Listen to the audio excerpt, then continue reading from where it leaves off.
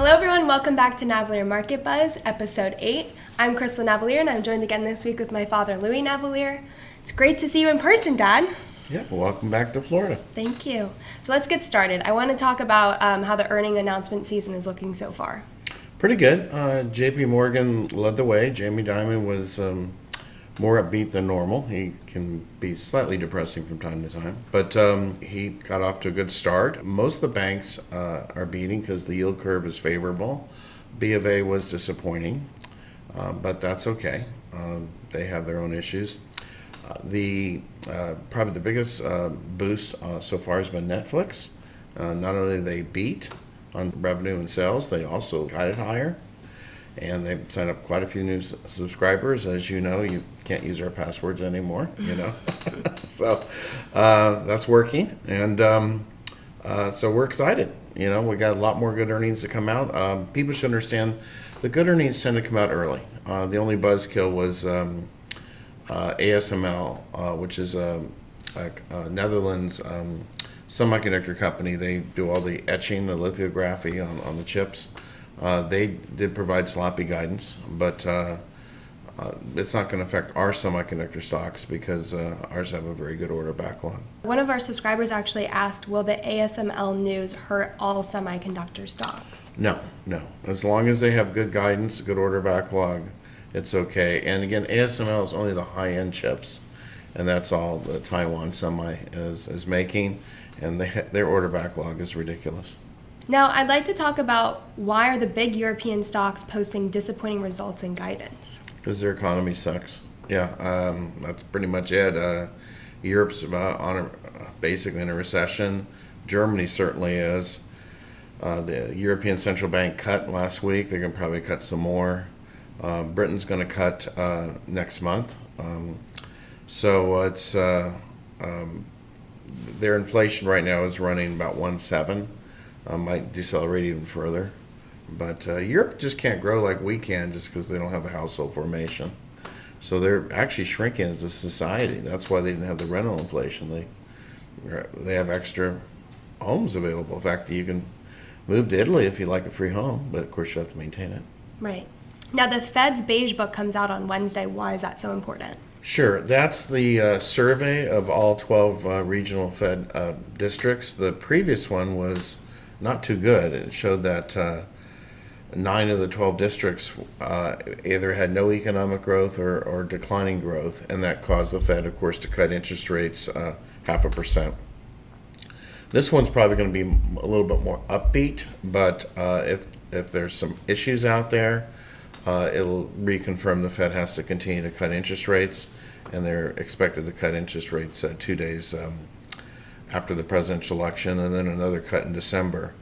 It's important that everybody understands that the 10-year bond yield has risen 0.5% in the last 4 weeks, and the 2 years has risen almost 0.4%. So there's a fear developing that the Fed may not be cutting rates that aggressively next year.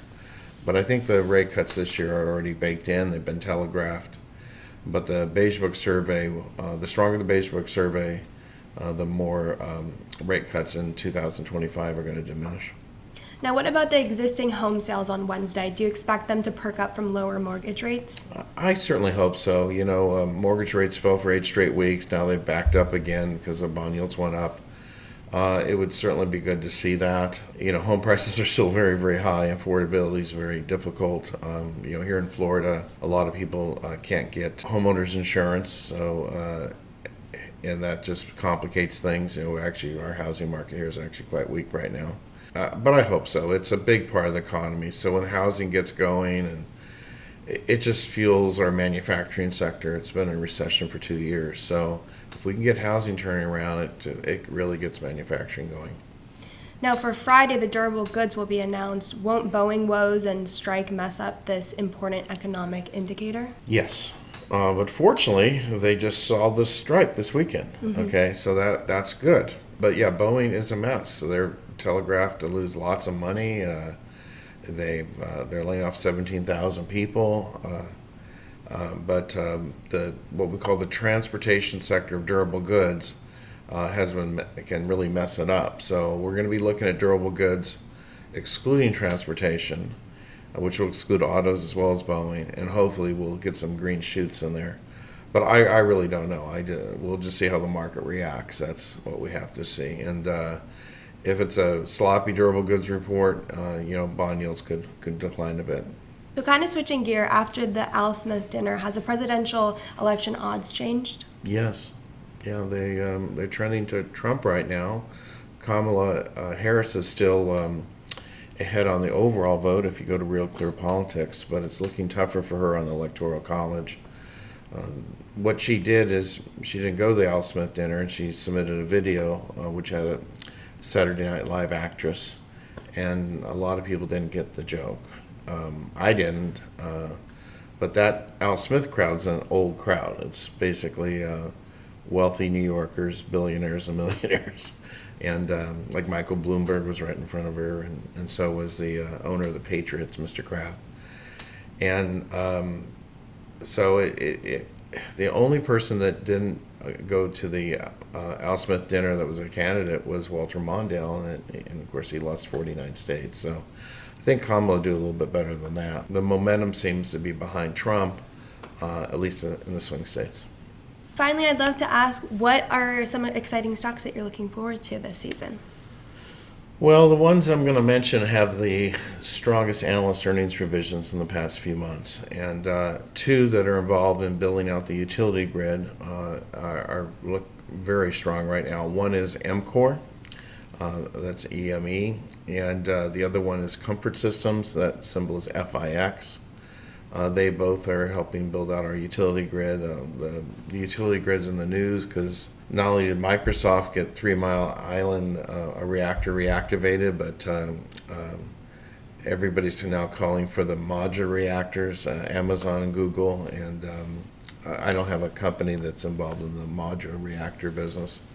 But yeah, the tech firms want to have green energy and no carbon electricity. So we got to double our utility grid to fuel AI. So that's and of course NVIDIA's obviously going to benefit the most from that, and that's also another stock I'd recommend right now. It's not A-rated, but it's B-rated, and that's still a buy. Another one I really like that's had very positive analyst revisions is Eli Lilly. LLY is the symbol on that. They have passed Novo Nordisk on the weight loss drug sales. They're throttling up. The weight loss drugs were actually in short supply, and the FDA actually gave compound pharmacists permission to go make the weight loss drugs. But now that Lilly's got their supply up, the FDA is now no longer allowing the compound pharmacists to make the drugs. So Lilly's running well with the weight loss medication, and they're the leader. And then finally, we have a couple restaurant stocks that, believe it or not, are doing good, but based on the retail sales report we had, consumers are out and about spending. 10 of the 13 categories of retail sales are up nicely last month. And so I like Wingstop, W-I-N-G. I'm not a chicken wing person, but I do know that to have good chicken wings, you can't freeze them.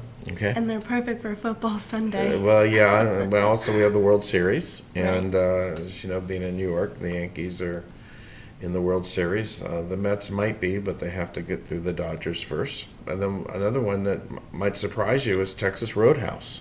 Oh, really? Yes, and they not only have very good analyst revisions. Texas Roadhouse is one of the few stocks that can get an A in our dividend grader, and also an A in our stock grader.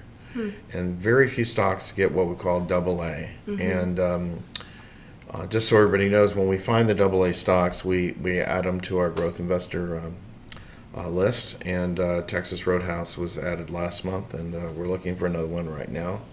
But these are two examples of well-run restaurants that are prospering, even though people are worried about minimum wages and things like that. But these are two that are prospering.